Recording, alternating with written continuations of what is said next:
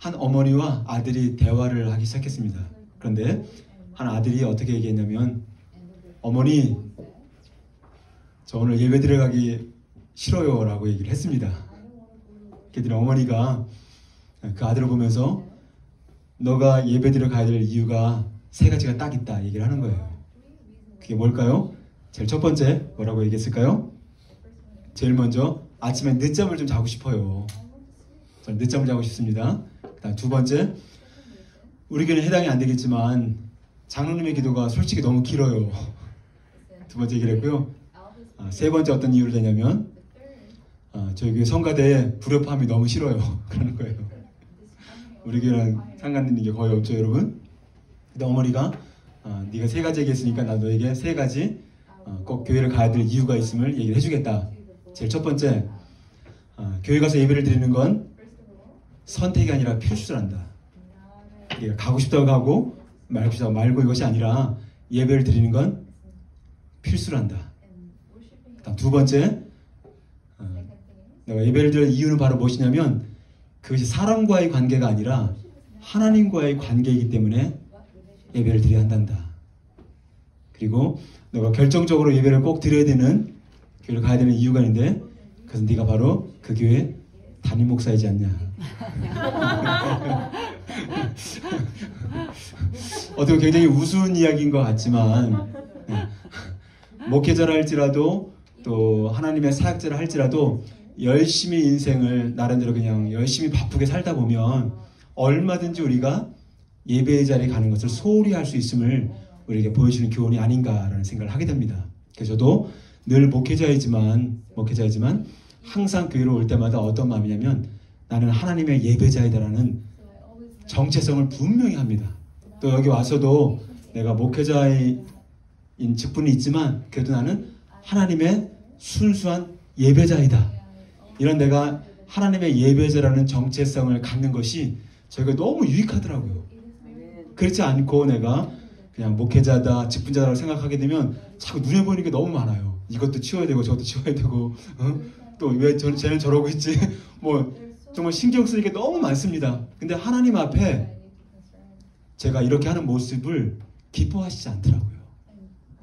정말 하나님은 철저히 겸손한 자에게 은혜를 주시는데 내 머릿속에서 정말 생각의 어떤 판단들이 쭉 들어갈 때 정말 그것을 하나님이 기뻐하지 않으신다. 너는 하나님의 예배자이다. 이 정체성을 분명히 갖고 사는 것 너무 중요한 것임을 저에게 말씀해 주는 걸 경험하게 됩니다. 지난주에 제가 아벨의 제사에 대해서 말씀을 드렸습니다. 그렇죠, 여러분? 특별히 요즘 말씀을 암송하고 또 읊조리고 묵상하는 게 참 재미가 있는데요. 히브리서 11장 6절을 보시면 어떻게 나와 있습니까? 믿음이 없이는 다 같이 시작. 믿음이 없이는 하나님을 기쁘시게 하지 못하나니 하나님께 나아가는 자는 반드시 그가 계신 것과 또한 그가 자기를 찾는 자들에게 상 주시는 이심을 믿어야 할지니라. 할렐루야. 아유, 훌륭하십니다. 그래요. 그러니까 믿음이 없이는 하나님을 기쁘시게 하지 못하나니 이것을 계속 반복해서 내뱉고 했을 때 나의 뇌가 그렇더라고요. 정말 딴 생각하지 말아야 되겠다. 그냥 감정도 아니고 마음도 아니고 믿음으로 살아야 되겠다. 믿음으로 하는 것만 받으시기 때문에 믿음으로 하지 않는 모든 것들이 죄라고 말씀하시잖아요. 그렇죠? 그건 바로 뭐냐면 나를 사랑하시고 지금도 시퍼렇게 살아계셔서 우리를 눈동자같이 지키시는 그 하나님의 살아계심을 믿고 생활을 할 때 그 인생이 의미가 있다는 거죠. 하나님이 없는 허무주의 인생 의미가 없습니다. 그렇죠? 하나님이 없다고 생각하면 뭐가 의미가 있어요, 여러분? 뭐가 의미가 있어요, 여러분? 응? 아무것도 의미가 없습니다. meaningless. 전부 다 헛되다. 전도서 기자 고백했던 일자에 나왔던 것처럼 모든 것이 헛되고 헛되도다. 하나님이 없는 인생은 그런 것입니다. 그래서 오늘은 특별히 이제 가인의 제사, 지난주에는 아벨의 제사를 살펴봤지만 오늘은 가인의 제사를 살펴보게 되면서 우리에게 주시는 하나님의 은혜를 함께 나누었으면 좋겠습니다. 할렐루야. 제일 먼저 여러분, 가인은 2절에 보시면 뭡니까? 농사 짓는 자로 표현해주고 있습니다. 그렇죠? 그리고 내가 당연히 농사를 지으니까 땅에서 나는 소산물로 하나님께 제물을 드리는 건 당연한 것이겠죠. 그렇죠? 그런데 문제는 5절에 하나님께서 가인의 제사를 받지 않았다는 것입니다. 창세기 4장을 쭉 보시게 되면 겉으로 볼 때에는 왜 하나님이 가인의 제사를 받지 않으셨는지 찾기가 사실 어려워요. 정말 어렵습니다. 근데 오늘 본문 3절을 보시게 되면 같이 한번 읽어볼까요? 시작. 세월이 지난 후에 가인은 땅의 소산으로 제물을 삼아 여호와께 드렸고. 근데 이 본문을 영어 성경으로 쭉 해서 이렇게 살펴보면 뭔가 가인이 드렸던 제사에 희미하게나마 좀 문제가 있는 것을 좀 볼 수가 있습니다. 무엇입니까? 여기서 가인은 자신이 농사를 지으면서 어떻게 보면 첫 열매를 구별했다거나 아니면 극상품 곡식물을 준비했다거나 이럴 수 있거든요. 그런데 성경의 창세기 기자는 전혀 언급하지 않고 있습니다. 그렇죠?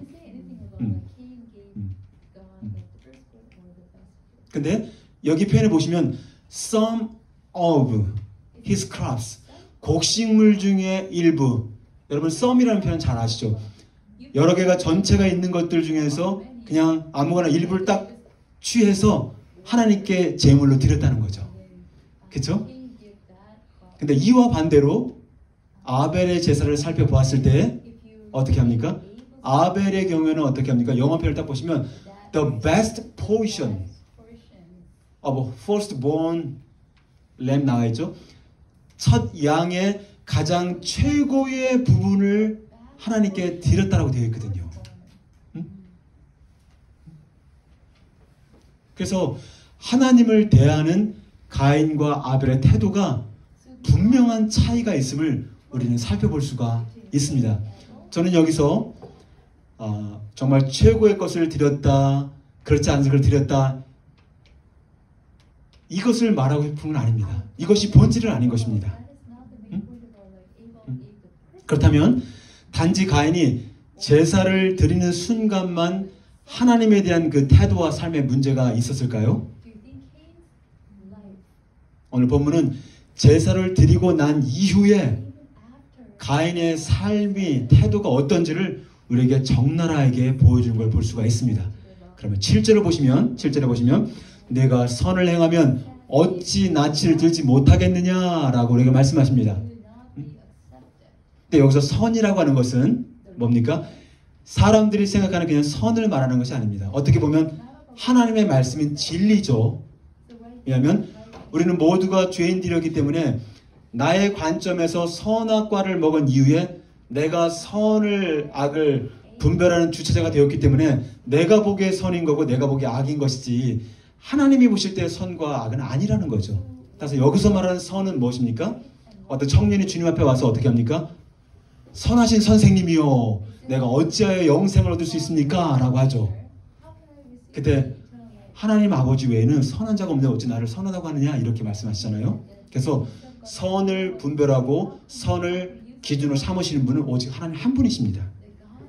근데 여기서 내가 선을 행하면 어찌하여 너의 낯을 들지 못하겠느냐라고 되었을 때 이것을 영어 표현 NIV로 보게 되면 If you do what is right, 옳다면 Will you not be accepted? 받아들여지지 연락되지 않았겠느냐? 네가 선을 행하면 받아들여지지 않았겠느냐? 이렇게 얘기하고 있고요. 이거를 Amplified Bible을 보시면 If you are believing me and doing what is pleasing to me, will you not be accepted?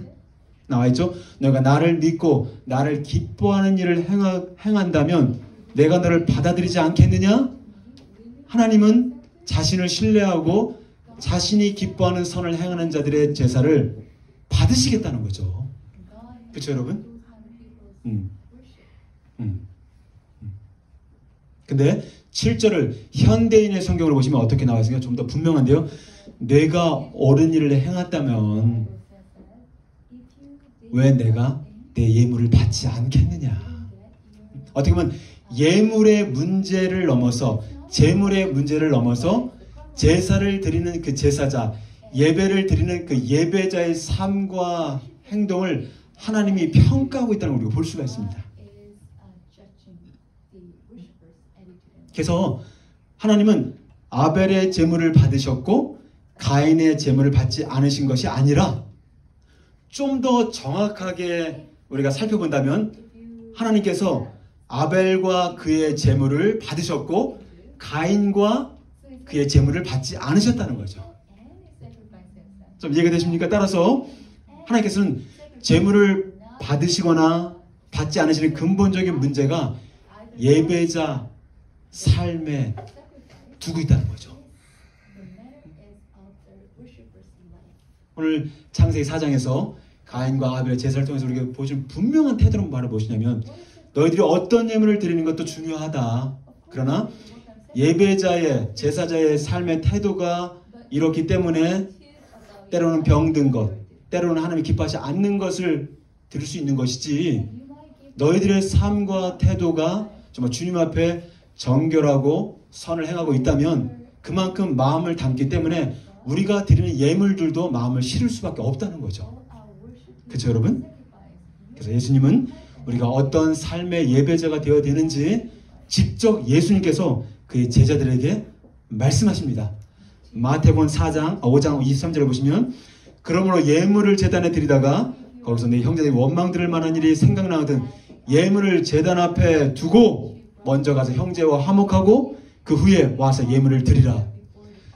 저는 이 표현을 보면서 참 예수님이 하시는 말씀이 너무너무 이렇게 스마트하시다는 생각이 들었어요. 지혜롭다. 왜 그럴까요, 여러분?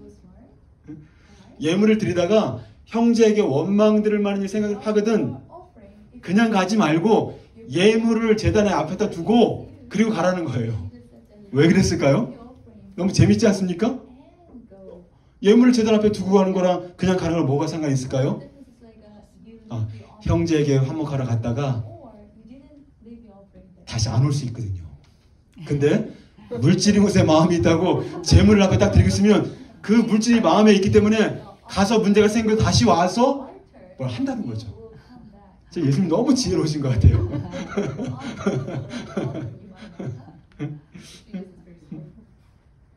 따라서 하나님은 화목하게 지내지 않는 삶, 용서하지 않는 삶의 글쓴이의 제사를, 예배를 받지 않으시겠다는 거예요.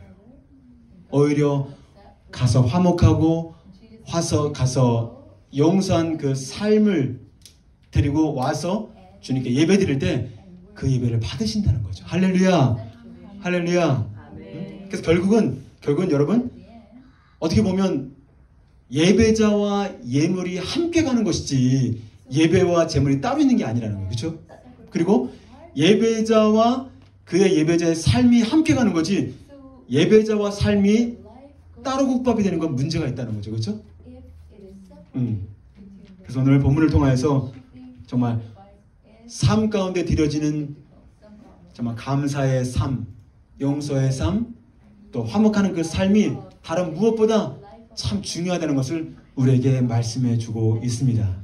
그렇다면 여러분, 하나님께서 왜 가인과 그의 제물을 거절했을까요? 왜 거절하셨을까요? 창세기를 통하여서는 우리가 영어 표현을 통해서 어느 정도 감은 잡았어요, 여러분. 그렇죠? 가인이 마음의 태도가 옳지 않았구나. 어느 정도 감을 잡았습니다.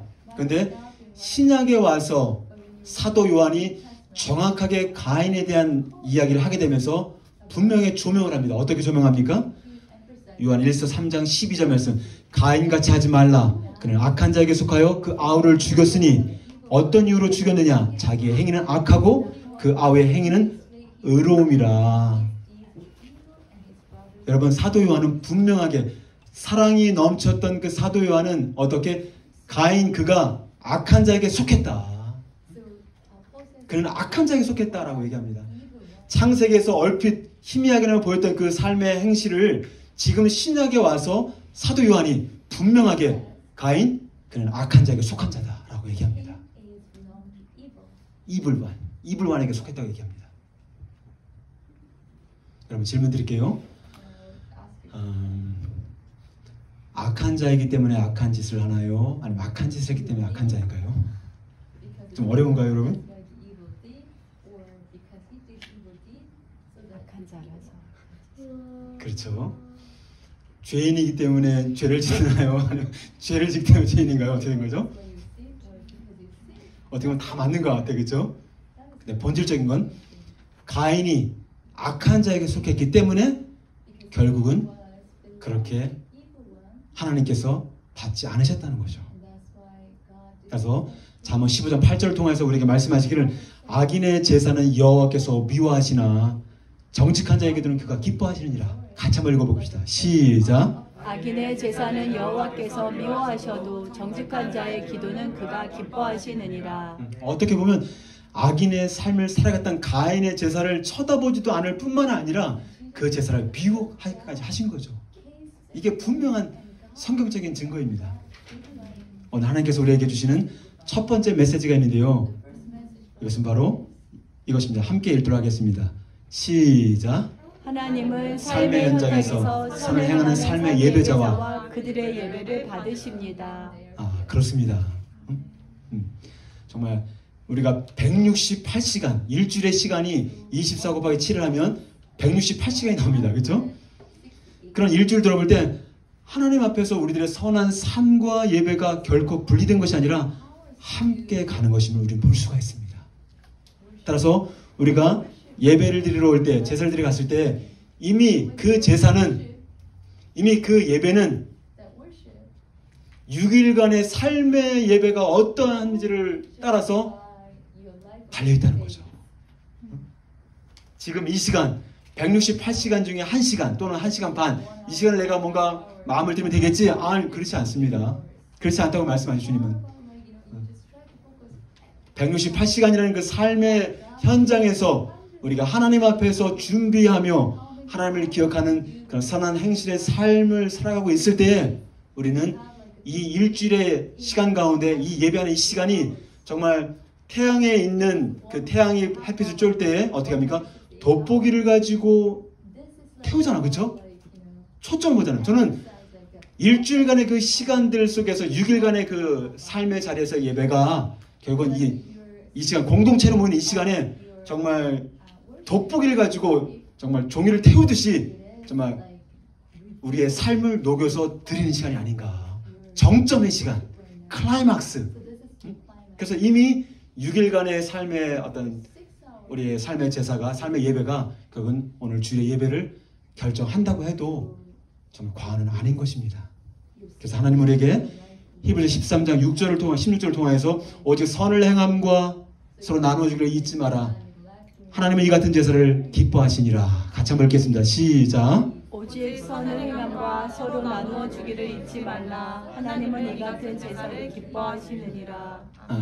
저 이제 말씀을 준비하고 나서 가능하면 제가 이 함께 인용하는 말씀을 이렇게 암송하려고 합니다. 선을 여기 딱 나오죠. 오직 선을 행함과 나눠주기를 잊지 마라. 하나님은 이 같은 제사를 기뻐하시느니라. 근데 참 사람이 그 암송할 때 어떤 생각이 드냐면요. 여기서 딱 볼 때 오직 선을 행함과 서로 나눠주기를 잊지 마라. 오직 선을 행함과 나눠주기를 잊지 마라. 이렇게 했을 때 선을 행함과 나눠주기를 잊지 마라. 그러면 어떻게 선을 행하면 되지? 또 그러면 어떻게 나눠주면 되지? 이런 생각이 계속 들어갑니다. 그러니까 말씀을 읽고 묵상하고 마음의 신비에 새겨 나갈 때 또 그것을 읊조리고 또 하가해 나갈 때 어떻게 합니까? 하나님께서 지혜를 주시는 거죠. 할렐루야. 그래서 우리들 마음 가운데 하나님의 말씀을 이 신비에 새길 때 그것이 바로 하나님과 동행하는 것입니다. 할렐루야. 말씀을 먹읍시다. 할렐루야. 오직 선을 행함과 서로 나눠주기를 잊지 마라. 하나님은 이 같은 제사를 기뻐하시느니라. 할렐루야. 여호와께서는 악인의 제사를 미워하시나 정직한 자의 기도를 기뻐하시느니라. 할렐루야. 할렐루야. 이번 한 주도 선한 행실과 삶으로 하나님께 올려드리는 삶의 예배자가 되어주시기를 주님을 축복합니다. 우리 한 가지 더 보기 원하는 것은 가인의 제사를 통해서 두 번째로 살펴보기 원하는 것은 바로 이것입니다. 여러분 5절에 보시면 가인이 자기의 제사가 연락되지 않은 것을 알았어요. 그렇죠? 그리고 나서 그가 he became angry. 너무너무 화가 났다고 합니다. 그렇죠? 그래도 어땠어요? 또 얼굴 안색이 변하는데 얼굴이 막 울그럭부럭 했던 것 같아요, 여러분. 그렇죠, 여러분? 제가 학창 시절에 특별히 저는 남중을 공학도 다녔지만 공학을 다니다가 전학을 가게 되면서 남자 중학교를 다니고 또 남자 고등학교를 제가 다녔습니다. 근데 남자 고등학교를 이렇게 다니다 보면 어떤 일이 생기냐면 학생들이 가끔씩 싸웁니다. 얼굴 좀 들어보세요. 저 좀 봐주세요. 한 번도 안 싸운 사람처럼 그래 왜? 저도 고등학교 1학년, 2학년, 3학년 시절에 1년에 한 번은 꼭 싸웠던 것 같아요. 저는 정의파는 아닌 것 같지만 꼭 이렇게 그 뭐죠? 좀 어려운 애들 있죠. 그 뭐라 그러죠? 왕따 당한 사람. 또 군대에서는 또 뭐라고 하죠? 호구라고 그랬나요? 관심병사를 또 뭐라고 하죠, 그죠? 근데 그런 애들을 데리고 이렇게 꼭 괴롭히는 애들이 있어요. 근데 그런 걸 보면 너무너무 화가 나는 거지, 마음 가운데. 누구의 피를 닮았는지 모르겠지만 하여튼 너무 화가 나요, 그게. 그러면 뭐 그때는 이제 화가 나니까 예수님을 잘 몰랐을 때고요. 그냥 가갖고 한번 패는 거예요, 제가 그냥. 그래서 제가 맞아서 그냥 패는 거예요, 그냥. 왜냐면 견딜 수가 없어요. 근데 참 신기하게도 그렇게 한번 해놓으면 또 건드리진 않더라고요, 잘. 그래서 한 번은 싸워야 된다는 생각 꼭 이 생각 속에 있었어요, 제가. 네, 학창시절 다 나오네요, 그렇죠? 그렇다고 뭐 자주 싸웠던 건 아닙니다, 여러분. 1년에 한 번 정도 그렇게 했다는 거죠, 여러분. 근데 막 싸움이 벌어지고 나면 막 몇 번 했으면 막 구경하다 하고 막 얘들아 한 번 와서 막 구경하러 오냐, 말려야 되는데 구경하러 와. 야 진짜. 그래서 불이 났으면 불을 꺼주러 가야지 왜 불 구경하러 다니세요 왜. 싸웠으면 말려야죠, 여러분. 그렇죠? 그래서 막 있는데 그러다가 막 그냥 쿵탕쿵탕 합니다. 그러다가 한 학생이 뭐라고 하는지 아세요, 여러분? 얘들아 학생부 선생님 오신다. 그럽니다. 학생부 선생님 오신다. 이렇게 하거든요. 그러면 그 소리가 나는 즉시 갑자기 그 소란했던 그 아수라장이 아주 조용하게 아무것도 없던 저는 이렇게 변합니다. 그만큼 학생부 선생님들은 항상 몽둥이를 들고 다녔죠, 그렇죠? 머리가 길다거나 뭐 여러 가지 뭐 규율을 담당하잖아요. 근데 왜 그렇게 조용할까요? 학생부 선생님 때문에 왜 이렇게 조용할까요? 혼나고 맞을까. 그렇죠. 학생부 선생님이 잘못 걸리면 엄청 맞거든요. 교무실 들어가고 엄청 맞을 수 있거든요. 그러니까 학생부 규율을 담당한 선생님을 잘못 만나면 큰일 난다는 생각이 있으니까 아주 삽시간에 그냥 아무 일도 없던다는 듯이 다 정리가 됩니다. 자리가 다 정리가 됩니다. 왜냐면 모두가 그 선생님을 두려워했거든요. 무서워했거든요. 그렇죠? 근데 오늘 본문을 보시면 저는 가인의 태도 때문에 좀 당황스럽습니다. 지금 가인이 누구에게 분노하고 있나요? 하나님. 누구 앞에서 얼굴 안색이 울그락부락 변해 있나요? 하나님. 여호와 하나님 때문에 그렇다는 거죠. 성경의 인물이 수많은 인물들이 머릿속에 들어가지만 하나님 앞에 이렇게 막 승질 내고 막 화를 내고 막 이러는 거를 거의 못 본 것 같은데, 뭐 엘리야도 뭐 아유 죽여주십시오 하면서 뭐 몇 번 이런 거 있어요. 근데 하나님 앞에 단도직입적으로 화를 내면서 맞짱을 때렸던 인물이 가인 말고 또 누가 있었나 뭐 생각이 잘 안 나요, 사실은. 기도하면서 뭐 죽여주십시오 저를 뭐 여러 가지 이럴 수는 있어요. 근데 여기는 완전 그냥 계급장을 다 떼고 그냥 자기가 제사가 받아들이지 않았으니까 그냥 화를 내면서 얼굴 안색이 확 변해버리는 거죠, 여러분. 응? 사실 좀 당황스럽습니다, 저는요. 저는 이 가인의 모습을 보게 되면서 아 그렇구나. 적어도 하나님이 천지를 지으시고 만물을 지으신 심판주 하나님이심을 기억한다면 어떻게 보면 학생부 선생님보다 가인은 하나님을 무서워하거나 두려워하지 않습니다. 어떻게 보면 학생부 선생님의 그 권위보다 더 떨어진 것 같아요. 무서워하지 않아, 두려워하지 않습니다. 잠언은 우리에게 어떻게 합니까? 여호와를 경외하고 두려워하는 것이 지혜의 시작이다. 근본이다. 어떤 누구든지 하나님을 경외하는 자는 하나님을 두려워할 수밖에 없다는 거예요. 때로는 주변에 신앙생활을 하면서 또 상담을 하면서 나는 정말 하나님을 정말 봤으면 좋겠다. 제발 나는 하나님을 봤으면 좋겠다. 또 때로는요, 그런 경우는 거의 없지만 교회에서 어떨 때 이렇게 회의를 할 때 너무 이렇게 큰 소리를 내면서 막 화를 내는 사람들이 있어요. 그리고 손가락질을 막 하면서 또 때로는 목회자를 향해서 또 때로는 뭐 누굴 향해서 막 하는데, 저는 그런 사람들을 볼 때마다 어떤 마음이 드는지 아세요, 여러분? 저 사람은 하나님을 모르는 사람이다.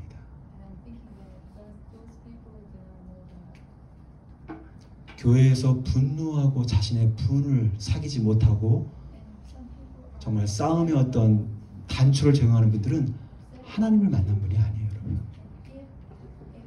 하나님을 모르는 사람이에요. 제가 청년 시절에 하나님을 보여달라고 기도했거든요.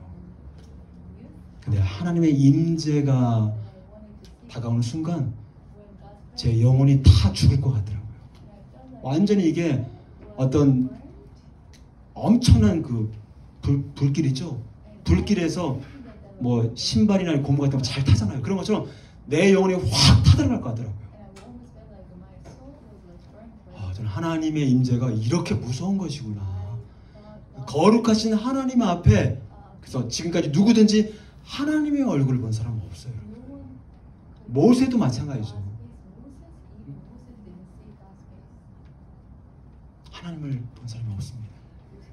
우리가 하나님을 만날 때 진정으로 하나님을 경외하게 되고 진정으로 하나님을 두려워하는 삶을 살게 되는 것입니다. 그런데 오늘 가인의 모습이 어떻습니까? 잘못했으면 자기의 잘못을 돌아봐야지. 감히 학생들이 학생부 선생님 앞에서 한마디 못하는 입장인데 어떻게 천지를 지으시고 모든 만물을 심판할 수 있는 그 하나님 앞에 어떻게 자기가 이렇게 분노하고 화를 낼 수 있겠습니까?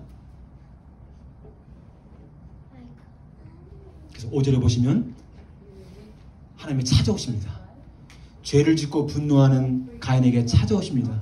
그러면서 내가 분내는 건 어찌미고 네가 안색이 변하면 어찌 된 일이냐. 하나님이 죄를 짓는 자에게 찾아오십니다. 7절에 보시면 같이 한번 읽겠습니다. 7절 시작. 네가 선을 행하면 어찌 낯을 들지 못하겠느냐. 선을 행하지 아니하면 죄가 문에 엎드려 있느니라. 죄가 너를 원하나 너는 죄를 다스릴지니라. 그렇죠. 7절에 보시면 하나님께서 분노에 가득 찬 그 가인에게 다가와서 어떻게 합니까? 어떻게 하면 분노를 다스릴 수 있는지 어떻게 하면 기회를 주시는 겁니다. 근데 이것을 우리가 CV, Contemporary English 버전을 보게 되면 어떻게 됩니까? Now sin is waiting to attack you like a lion. Sin wants to destroy you, but don't let it. 다시 말하면 죄가 너를 공격하기 위해서 지금 기다리고 있다. 누구처럼? 사자처럼. 죄는 너를 파괴시키기를 원하고 있다. 그러나 너는 그것을 절대 허락하지 마라. 어떤 말씀이 생각납니까? 베드로전서 5장 8절을 보시니까 근신하라 깨어라 너희 대적 마귀가 우는 사자처럼 두루다니며 삼킬 자를 찾나니 너는 믿음을 굳게 하여 저를 대적하라. 대적하라. 여러분 성경은 66권이지만 성경은 한 권의 책인 것입니다. 그렇죠 여러분? 여기에 나왔던 그 표현이 정말 사자처럼 죄가 웅크리고 있다는 표현이 사도 베드로가 그대로 인용을 해서 사자처럼 삼킬 자를 두루다니며 로링하면서 찾고 있다고 말씀하십니다. 그렇죠? 그러면서 정말 가장 분노의 한복판에 있는 가인을 찾아오셔서 하나님께서 분노를 이겨나갈 수 있는 말씀을 주시고 기회를 주시는 겁니다. 근데 8절을 보시면 어떻게 합니까? 가인이 그 아벨을 어떻게 합니까? 어떻게 합니까? 죽이는데 어떻게 죽여요 여러분?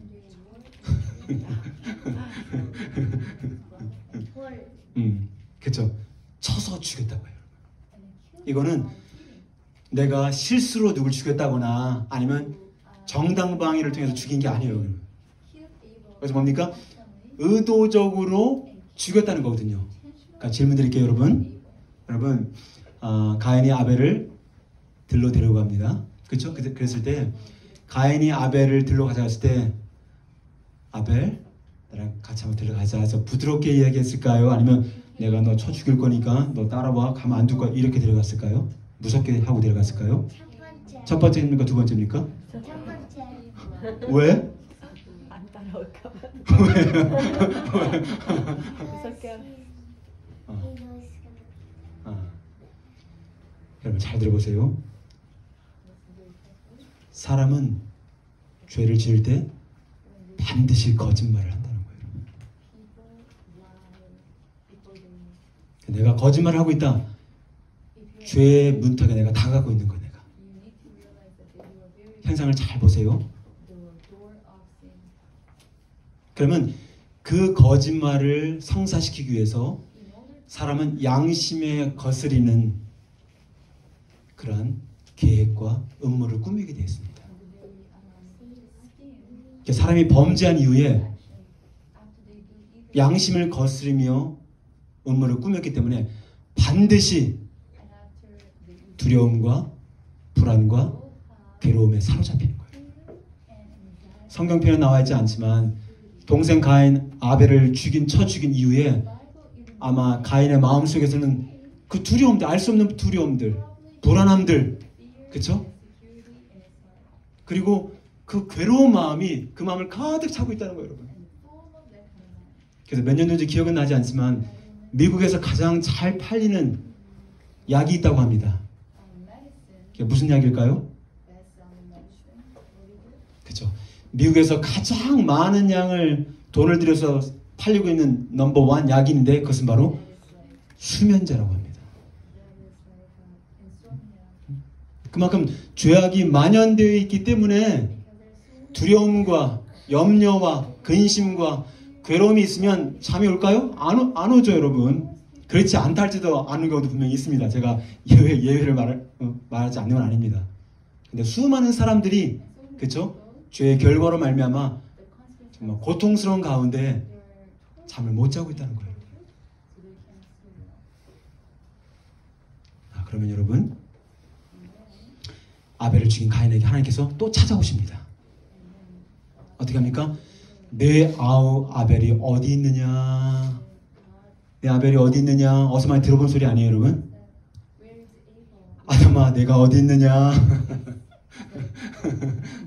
그때는 뭐라고 합니까? 자기 부모님한테 찾아왔을 때는 뭐라고 합니까? 내가 벗었으므로 두려워서, 부끄러워서 내가 두려워서 숨었나이다, 이렇게 얘기하거든요.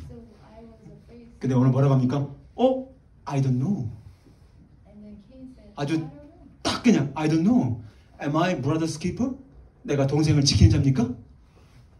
죄의 깊이와 넓이가 훨씬 더 깊어지는 걸 보게 됩니다.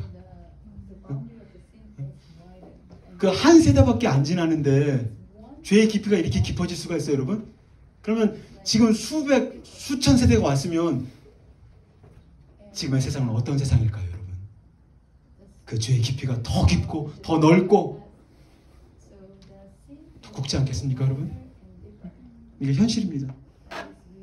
근데 주님 물으실 때 아벨이 어디 있는지 몰라서 물으셨을까요, 여러분? 그럼 왜 물었을까요, 그러면? 왜 물었을까요?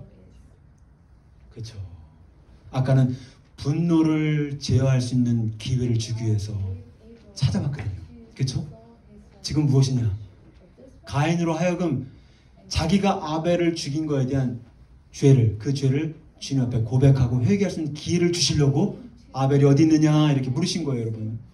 그러니까 너무 이렇게 천연덕스럽게 난 모릅니다. 내가 아벨을 지킨 자입니까? 이렇게 해버리니까 주님이 뭐라고 10절에서 내가 무엇을 하느냐? 내와 피소리가 땅에서 호소하느니라. 아벨이 어디인지 정확하게 얘기합니다. 땅에서 아벨의 피가 정말 호소하고 있다. 그리고 11절과 12절을 보시면 죄를 회개하지 않고 뻔뻔하게 말대답을 하는 가인에게 죄에 대한 결과 심판이 무엇인지를 말씀하십니다. 11절과 11절 보시면 제일 먼저 세 가지를 말씀하시는데 뭡니까? 너가 땅에서 저주를 받을 것이다. 다음 두 번째 뭐라고 하십니까?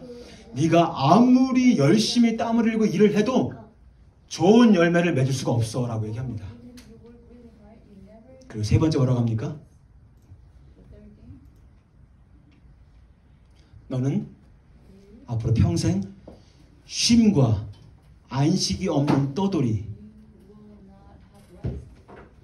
New Living Translation은 홈리스로 나와 있어요. 사실 제가 홈리스를 폄하하는 것이 아닙니다.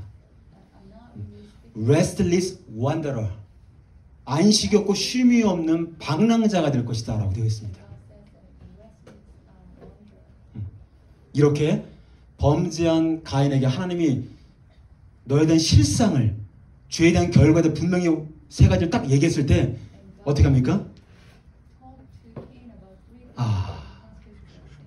그때 가인은 처음으로 자신의 속마음을 드러내면서 어떻게 합니까? 진심을 하나님께 고백하기 시작합니다. 로마 3장을 보시면 죄로 인하여 절망에 처한 인간의 상태에서 우리에게 말씀해주고 있는데 3장 10절부터 기록된 바 의인은 없나니 하나도 없으며 깨닫는 자도 없고 하나님을 찾는 자도 없고 다 치우쳐 무익하게 되고, 그렇죠? 그리고 선을 행하는 자는 없나니 하나도 없도다.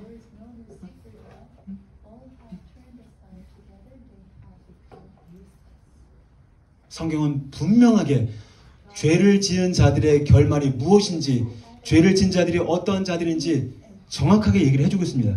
여러분 구원이 무엇입니까?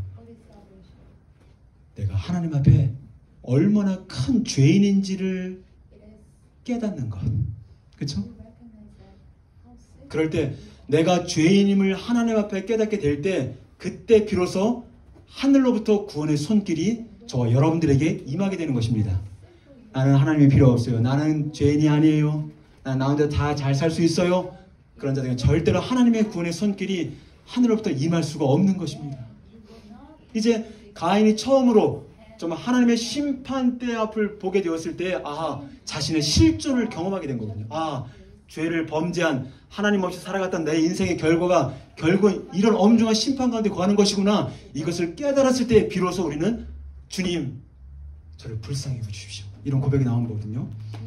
따라서 죄의 힘은 죄인들로 하여금 죄의 수렁으로부터 계속 끌어내립니다. 그렇죠 여러분? 반면에 은혜의 힘은 죄의 수렁에 빠진 죄인을 어디까지?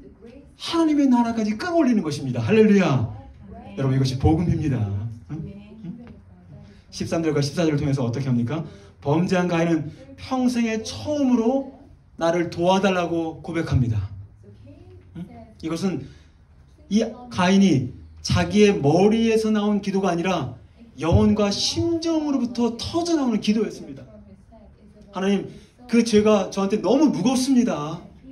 저를 살려주십시오 하면서 처음으로 가인이 하나님의 말씀의 비춤 앞에 처음으로 머리로 하는 기도가 아니라 마음의 심령의 깊이 터져오는 그런 기도를 드리고 있는 것입니다. 이렇게 회개하며 하나님의 도심을 구할 때 하나님은 범죄한 아담과 하와에게 동물을 잡아 죽여서 어떻게 합니까? 가죽옷을 입혀주었던 것처럼 15절을 통해서 어떻게 합니까? 그에게 표를 줍니다. 그래서 누구든지, 그 말씀 없어요? 누구든지 그 표를 보는 자는 가인을 죽이지 못하도록 그 가인을 보호하십니다.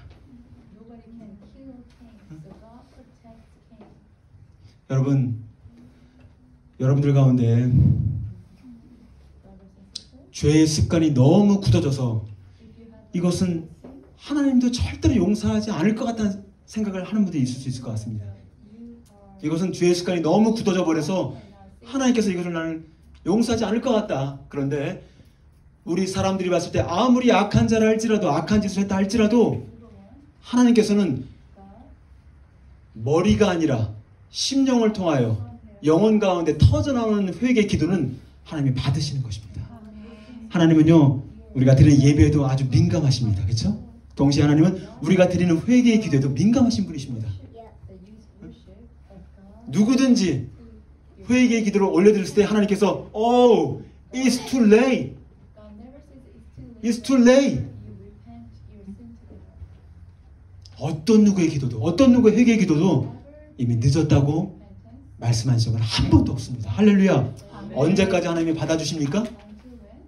우리가 숨을 거두기 전까지 고백하는 그 기도들을 다 들으십니다. 다 들으십니다. 이것이 복음이다, 여러분. 복음. 만약에 그런 죄가 있다면 하나님 앞에 여러분들의 마음을 토로하십시오. 그러면 여러분 반드시 하나님의 정말 생명수 같은 용서하심을 맛보게 될 것입니다. 할렐루야. 이사야서 1장 18절 같이 한번 큰 목소리로 읽읍시다. 시작. 너희 죄가 주홍 같을지라도 눈과 같이 희어질 것이요 진홍같이 붉을지라도 양털같이 되리라. 할렐루야. 이것이 우리를 향한 하나님의 뜻인 것입니다. 사단은 끊임없이 여러분들 하여금 절대로 고백하지 마라. 무덤까지 가자. 끝까지 가자. 그렇게 얘기합니다. 그러나 하나님은 어떻게 합니까? 계속해서 우리를 향해서 토로하고 또 토로하고 너희 죄를 시시때때로 토로하라 말씀하시지 않습니까, 여러분? 토로하셔야 돼. 토로하지 못하게 하는 그 생각은 악한 자에게 속한 생각인 거예요, 여러분. 하나님의 생각은 아닌 것입니다. 그렇죠, 여러분? 저는 동생을 이제 쳐 죽인 이 파렴치한 가인을 살려주시고 용서해준 주님의 모습을 보게 되면서 제사에 실패한 가인을 끝까지 포기하지 않으시는 하나님의 깊고도 넓으신 사랑과 은혜를 정말 보게 됩니다.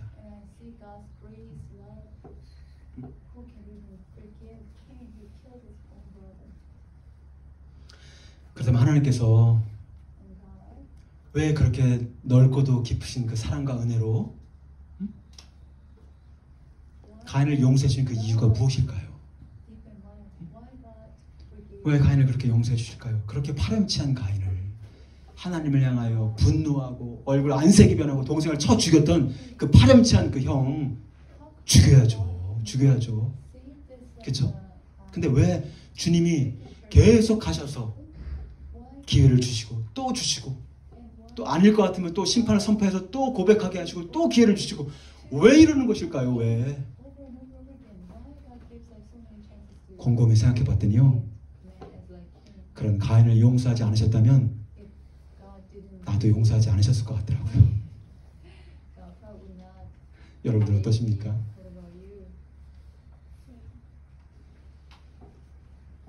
그 이유는 이제 가인으로 하여금 더 이상 가인의 예배를 드리지 말고 가인이 죽인 그 아벨의 제사를 드리는 그런 삶의 예배자로 세우시기 위함인 것입니다. 그 이유는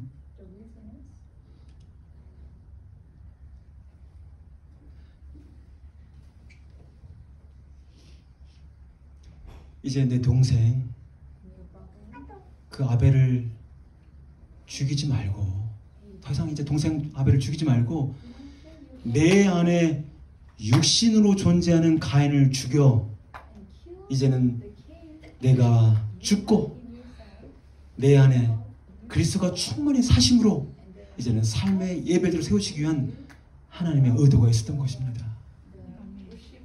가인과 아벨을 두 명의 사람을 생각해 볼 수 있지만 우리 안에는 이중성을 볼 수가 있는 것입니다. 우리는 분명 예수님으로 말미암아 새로운 새 본성의 새 피조물이 되었습니다. 그러나 성경은 분명히 말씀하시죠. 우리 안에 옛사람은 죽었습니다. 그러나 내 안에 육신이 존재한다고 말씀하고 있습니다.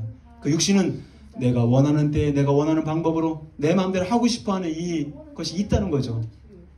그래서 지금은 우리 안에 두 가지를 얘기해 주는 거예요.